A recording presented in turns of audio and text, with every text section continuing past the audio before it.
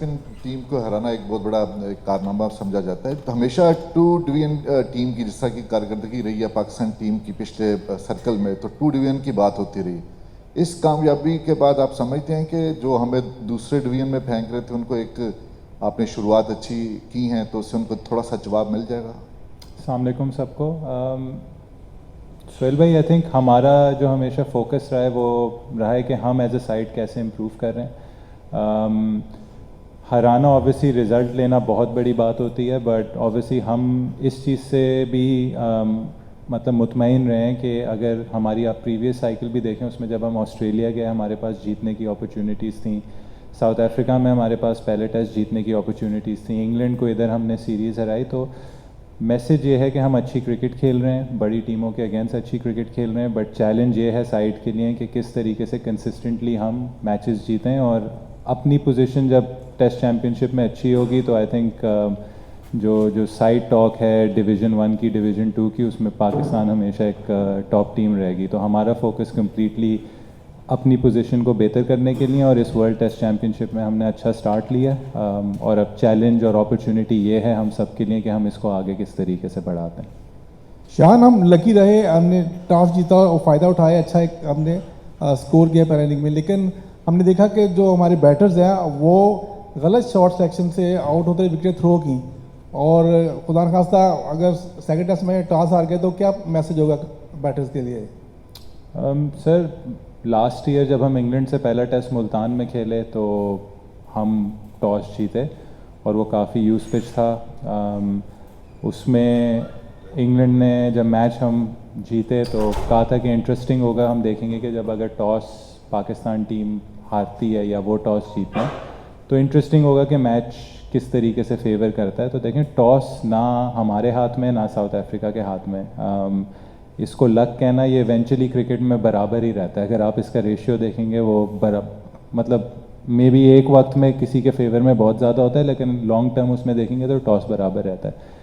पिंडी में मैंने यही चैलेंज दिया था साइड को कि अगर हम टॉस हारते भी हैं तो हमारी जो टीम की जो पहचान है, आइडेंटिटी है, वो तभी ज़ाहिर होगी अगर हम टॉस हार के मैच जीतेंगे। और आई थिंक पिंडी में हमने अगर देखें अपनी one of the best test performances दिखाई थी लास्ट साइकिल में।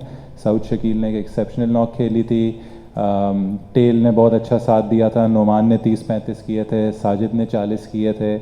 तो देखें, हमारे लिए ये चैलेंज है, अपॉर्चुनिटी, और हमेशा साइड को यही कहूँगा कि अगर ऐसी अपॉर्चुनिटी मिलती है तो हमें दिखाना चाहिए कि टॉस हार के भी हम किस तरीके से अपनी पहली इनिंग्स अच्छी खेल सकते हैं। फोर्थ इनिंग्स ऑब्वियसली मुश्किल होती है, और अगर देखा जाए हमने अपनी सेकंड इनिंग्स में काफ़ी मिस्टेक्स की हैं, बट देखें मिस्टेक्स होती हैं, ऐसी कंडीशंस में मिस्टेक्स होती हैं, हमें सीखना होगा, और अगर टॉस हारेंगे तो हम उस हिसाब से प्लान करेंगे कि किस तरीके से मैच जीतना है।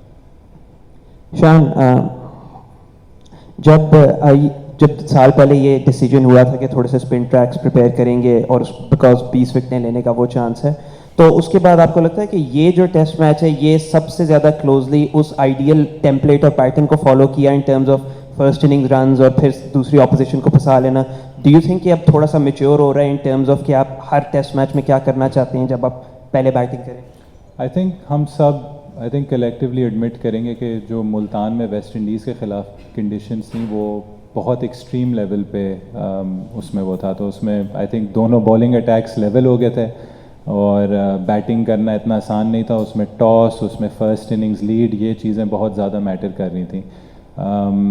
अगर आप इस पिच को देखें तो आई थिंक ये काफ़ी सिमिलर थी पिंडी के नेचर में, जो हम इंग्लैंड के ख़िलाफ़ पिंडी में टेस्ट खेलें, और उसमें भी जैसे मैंने कहा कि सऊद शकील ने दिखाया कि किस तरीके से अगर कोई बैट्समैन अपने आप को सेट करे वो एक अच्छा लंबा 100 कर सकता है, और आप फर्स्ट इनिंग्स में ही, मतलब जो गेम की सेकंड इनिंग्स है उसमें आप ऑपोजिशन पे प्रेशर डाल सकते हैं टॉस हार के भी। तो आई थिंक टेम्पलेट है ये पिच, और पिंडी की पिच रिलेटिवली बैट्समैनों को मौका भी देती है कि जो सेट होता है, साउथ अफ्रीका ने भी दिखाया कि जो बैट्समैन सेट होता है जब भी पार्टनरशिप लगती है तो ऐसा लगता है कि गेम बिल्कुल सीधा हो गया है। आज भी जब ब्रेविस और रिकल्टन बैटिंग कर रहे थे और एक वक्त आई थिंक 150 से भी नीचे स्कोर आ गया था, तो एज अ कैप्टन काफ़ी मतलब वो एक स्ट्रेसफुल सिचुएशन थी, बट बॉलर हमेशा गेम में रहता है। और अच्छी चीज़ आज ये थी कि हमारी जो आर्मरी है उसमें हमें अपने पेसर्स से भी रिस्पांस मिला। शाहीन ने एक्स्ट्रॉर्डनरी बॉलिंग की, और देखें अगर टेस्ट चैम्पियनशिप में अच्छा करना है,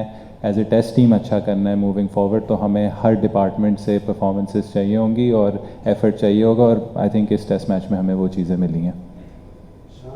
पिच तो तकरीबन सेम ही होगी, पिंडी वाली सेम होगी, तो क्या एक स्पिनर का इजाफा किया जाएगा, कोई एक्सपेक्टेड है, या फिर जो हसन अली है उनकी जगह खुरम को चांस दिया जा सकता है? सर देखें, वो ऑब्वियसली पिंडी जाएंगे, देखेंगे। यहाँ से बैठे हुए हम नहीं कह सकते कि पिंडी का पिच कैसा खेलेगा। होपफुली जैसे हमने कहा है, अगर हम कह रहे हैं कि हमें इन्हीं कंडीशंस में खेलना है तो उसी टाइप का होगा जैसे यहाँ मिला या जैसे इंग्लैंड के ख़िलाफ़ पिंडी में मिला। हसन अली और शाहीन शाह को खिलाने का जो एक तो साथ खिलाना और दोनों का खेलना अपनी इंडिविजुअल एबिलिटी पे एक वो चीज़ था कि हमारी नज़र में as a team management I think reverse swing की जब बात आती है तो आई थिंक वो पाकिस्तान के बेस्ट बॉलर्स हैं, और उन्होंने करके भी दिखाया हुआ है कि रिवर्स स्विंग किस तरीके से होती है। तो अगर दो सीमर्स की पर्सनल वही हुई तो आई थिंक हसन अली और शाहीन शाह से बेहतर रिवर्स स्विंग के एक्सपोनेंट्स नहीं हैं इस वक्त पाकिस्तान क्रिकेट में। खुर्रम शहजाद बहुत अच्छे बॉलर हैं, उन्होंने हमने जब भी सीमिंग फ्रेंडली कंडीशंस में खेला है, किसी भी कंडीशंस में खेला, उन्होंने हमेशा अच्छा रिस्पांस दिया। बट आई थिंक इस वक्त पाकिस्तान के लिए शाहीन शाह और हसन अली बहुत अच्छे रिवर्स स्विंग के एक्सपोनेंट्स हैं। शान, पहले तो कॉन्ग्रेचुलेशन।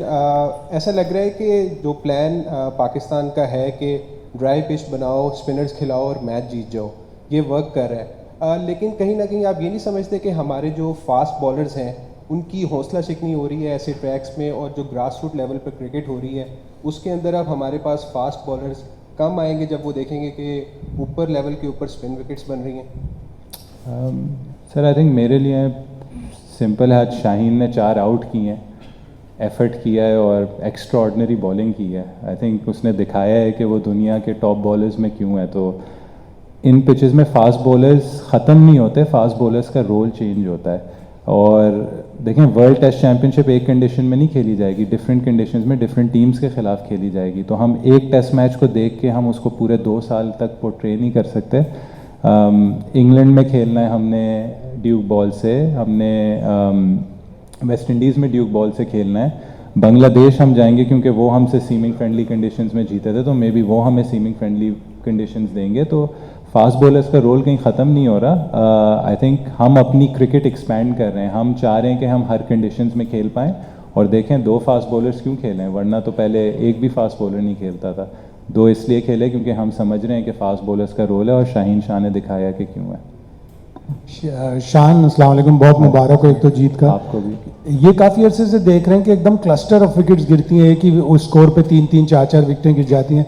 ये क्या होता है? ये ओवर कॉन्फिडेंस होता है कि 109 की बड़ी लीड हो गई है, या पहली इनिंग्स में हमने स्कोर कर लिया, दूसरी इनिंग्स में क्यों करें?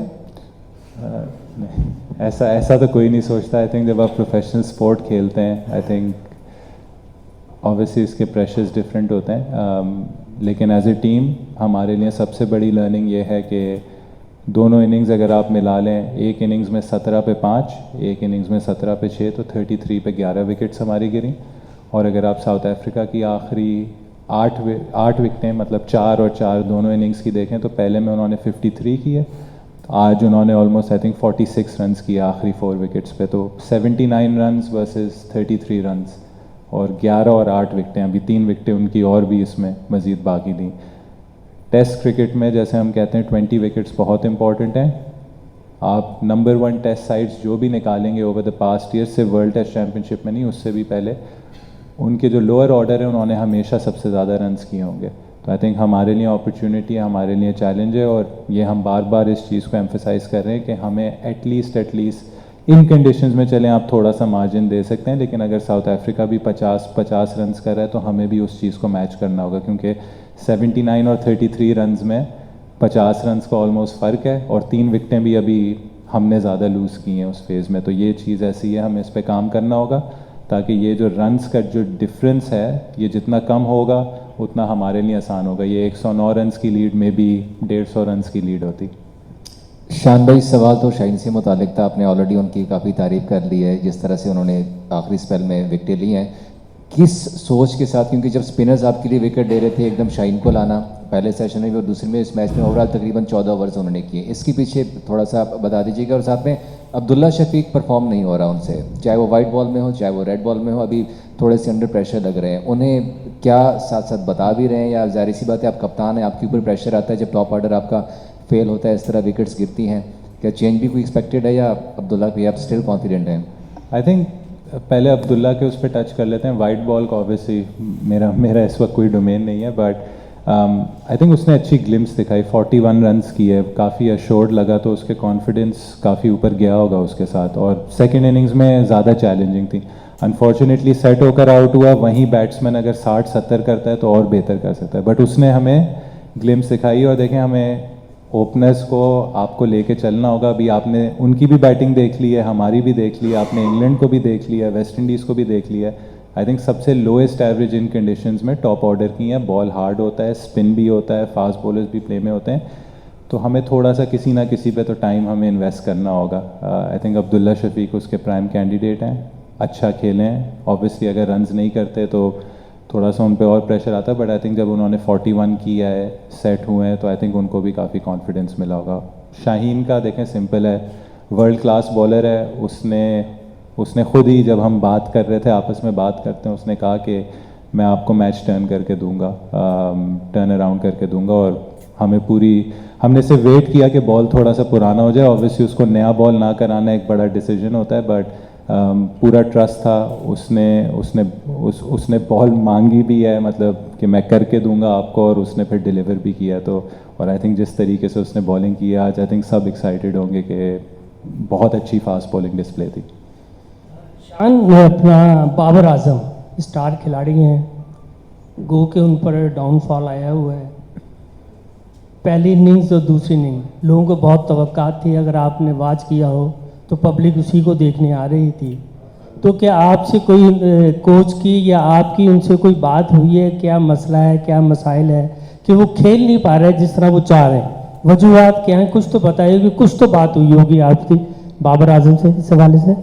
सर, मैंने पहले ही बात की थी कि इन कंडीशंस में ना हमें थोड़ी सी अपनी जो एक्सपेक्टेशंस है ना रन्स के हिसाब से, वो थोड़ी सी हमें मैनेज करनी होगी। आई थिंक पहली इनिंग में उन्होंने 23 रन्स किए हैं, सेकंड इनिंग्स में 42 रन्स किए हैं, कि एग्रीगेट उसने 65 का दिया है, बट 65 32.5 की एवरेज एक टेस्ट मैच में आई थिंक एक डिसेंट कंट्रीब्यूशन थी जी। जैसे अब्दुल्ला की मैंने बात की कि वो सेट होके आउट हुआ, बाबर को सेट होके एक बहुत अच्छा रबाडा ने रिवर्स स्विंग किया, मतलब बॉल थी और वो बहुत अच्छी अंदर आई, और अंपायर्स कॉल पे ऑब्वियसली इम्पैक्ट पे आउट हुआ। तो आई थिंक फर्स्ट इनिंग्स में भी अश्योरिटी नज़र आई। फर्स्ट इनिंग्स में जब वो अच्छा खेल रहे थे, 2-3 विकेटें साथ गिरी, उसमें उनकी भी फिर विकेट गिरी। और सेकंड इनिंग्स में जब वो आए हैं तो उन्होंने बहुत अश्योर्ड लग रहे थे, बहुत अच्छा खेल रहे थे, 42 तक वो लेकर गए थे। बट ऑब्वियसली कॉन्फिडेंस और बढ़ता अगर यही 70-80 होता। बट हम सबको पता था कि कंडीशंस इतनी आसान नहीं है। आज जैसे साउथ अफ्रीका के भी बैट्समैन हैं, 40 पे रिकल्टन आउट हुआ, 50 पे ब्रेविस आउट हुआ, तो कंडीशंस के हिसाब से स्कोर की एक्सपेक्टेशंस भी थोड़ी सी इसमें लो हो जाती हैं। इमाम सॉरी शान, कॉन्ग्रेचुलेशन मेरे। तो दूसरा मैं पूछना इमाम पे ही चाह रहा था आपसे कि इमाम का क्योंकि कमबैक हुआ था 2 साल बाद, टीम में वापस आए थे, 93 उन्होंने रन्स किए थे आपके साथ, उन्होंने अर्ली विकेट जब गिरी तो पार्टनरशिप बड़ी ज़बरदस्त लगी थी। क्या बात हो रही थी आपकी इमाम के साथ उस दौरान, और इमाम को आप कैसे कॉन्फिडेंस दे रहे थे? देखें, आई थिंक वो मुझे काफ़ी कॉन्फिडेंस दे रहा था जिस तरीके से वो खेल रहा था, स्पेशली उसने स्पिनर्स पे जिस तरीके से फीट यूज़ की हैं। और मैसेज क्लियर था कि हमने ये कोशिश की कि इस पार्टनरशिप को जितना हम लंबा लेकर जा सकेंगे। और अगर आप डिफरेंस भी देखें तो पहली इनिंग में हमारी ऑब्वियसली बाकी विकेटें तो काफ़ी कम रन्स पे गिरी हैं, बट हमने 2 160 रन्स की पार्टनरशिप की हैं, और यही डिफरेंस था जो साउथ अफ्रीका ने आई डोंट थिंक कोई 100 रन्स की पार्टनरशिप जोड़ी। तो हमारा मैसेज सिंपल था। अनफॉर्चुनेटली उस वक्त मैं आउट हो गया, फिर वो आउट हो गया, बट रिजवान और आगा ने उस चीज़ को कंटिन्यू किया, उन्होंने 160 रन्स की पार्टनरशिप की। तो इस कंडीशंस में यही मैसेज था, और इमाम बार बार हम एक दूसरे को यही समझा रहे थे कि जितना इस पार्टनरशिप को हम आगे लेके जा सकते हैं हम लेकर जाएंगे। और अनफॉर्चुनेटली जितना अच्छा वो खेल रहे थे वो 100 डिज़र्व करते थे, बट उनके कमबैक के लिए बहुत खुश हूँ। और जिस तरीके से आके उन्होंने ऑब्वियसली रन्स का तो उन्होंने ढेर लगाया हुआ है, बट जो उनका इस वक्त कैंप में जो एफर्ट था, जो एटीट्यूड था, स्पॉट ऑन था, फील्ड में बहुत अच्छे लग रहे हैं। और आई थिंक पाकिस्तान के लिए बहुत ही अच्छा साइन है कि जब टॉप ऑर्डर में से आपको इस तरीके से कंसिस्टेंट रन्स मिलते हैं। Thank you.